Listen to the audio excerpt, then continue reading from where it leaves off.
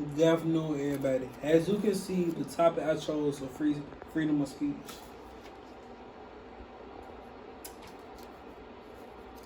Freedom of speech is having the freedom of speech, expressions and opinions, thoughts verbally, and your and citizenship and some interference and restraint by the government. This is called the First Amendment of freedom of speech. The first case of speech the first case of speech I'll be discussing is called the Cohen versus California.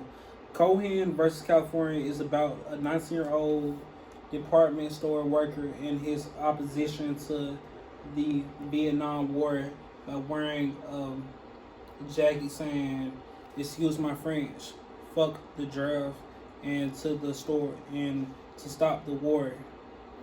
I I agree with that because like as a citizen myself, you shouldn't you shouldn't be drafted to protect this country. That is called freedom of speech because it really don't make no sense.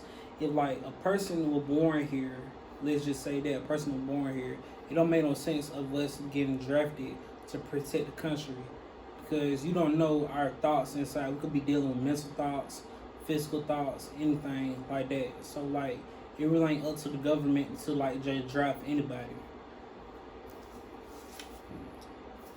Cohen was charged under California that prohibits maliciously and willfully the peace and quiet of in any neighborhood or hold on. Coben was found guilty and sentenced to 30 days in jail for his act. People see back then in 1960s when Cohen wore that jacket saying "fuck the draft," that was a freedom of speech. That what people felt to understand. But when he did that, people took it as an opportunity to throw him in jail because they were like, fuck the, they were like, fuck the draft. That basically what he was saying. But at the same time, he was saying his opinion. So that freedom of speech. What I'm trying to tell you, you shouldn't throw a person in jail or arrest them because they're saying their opinion. It's called #1 Amendment. They have every right to say anything they want to. No matter what curse word, profanity, they can say anything they want to. No matter the war or anything, they can say anything they want to. So I disagree on that. They shouldn't have did that. They shouldn't have did that.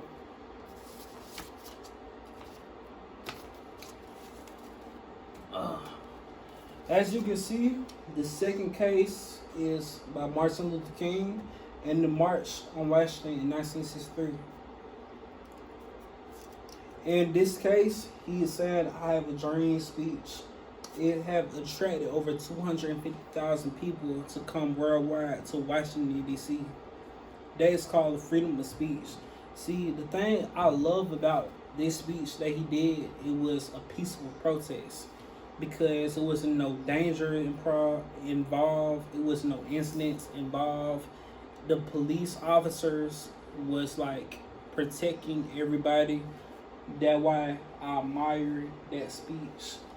I admire that because it showed like what it really about. See, when he was preaching in "I Have a Dream" speech, he was saying white people, black people should all come along as a peaceful protest, freedom of speech. See, when he did the freedom of speech, can't nobody do nothing to him because it's the First Amendment. Can nobody do nothing to him because he have legally the freedom of speech to do that. Can nobody do nothing to him. So that was one of the biggest marches and big speech we have in the 20th century. So again, I respect what he did, all that. So that case too. The purpose of this speech was a massive protest on how Dr. Martin Luther King was talking about preaching on how to, like I said, white and African American to come together and get along. That was the thing about him. Peacefully come together, and get along. That was the main part about him. That I respect about him.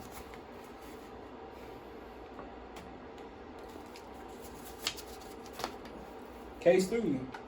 Case 3, I'm pretty sure everybody done seen the picture before. It show Rosa Parks sitting on the bus and the white gentleman behind her. Everybody done seen that picture before. I'm pretty sure everybody done know what happened that escalate after this event. So I'm pretty sure everybody know what happened. So after she refused to give her seat and moved to the back, the Montgomery bus boycott ensued protest that involved the leadership of Dr. Martin Luther King, in which he led. The protest lasted 1 year and 15 days from December 5th, 1955 to December 20th, 1956. So it lasted, it lasted all that time, but they threw her in jail because she refused to. So she took an opportunity to protest about how she feel and everything, how to protest how she feel and how she feel African Americans were treated to the wrong way. So I'm doing that. She was a part of the NAACP. It was an organization helping the African Americans on what they want to do, on helping them try to achieve the goal. How everybody should get treated equally. Everybody should get treated equally. So that was the goal. Everybody should get treated equally. No more African Americans getting on the bus and going straight to the back. But what I'm saying on that case 3 about Rosa Parks, what I'm saying is that you shouldn't. That's freedom of speech. That's how they overcame that. That's how they overcame that, because you have a freedom of speech, First Amendment. Nobody can say nothing to you. They really can't say nothing to you because you can say whatever you want. And everybody's opinion and word matter. Because if they banned that law of freedom of speech, we would probably still be in the old days, Jim Crow laws. And that's just my personal opinion. And I'm just saying, if I'm being real, that's just like how it would be. Because if we couldn't say what we want to, I guarantee you we would still be under Jim Crow laws. That's how it would be. Facts. Because they did that protest peacefully. They boycotted. They did signs. And look where we at now. So, in conclusion, free speech plays a big part in life. Freedom of speech come in all ways. People got to understand you should say anything you want to, or to stand up for what you believe in. With that being said, freedom of speech, people don't understand how it comes. You know what I'm saying? It can come all forms. It can come verbally and non-verbally. Like I said, verbally and non-verbally, You can also spread your message on how you feel through posters, text messages, flyers. You can always do that.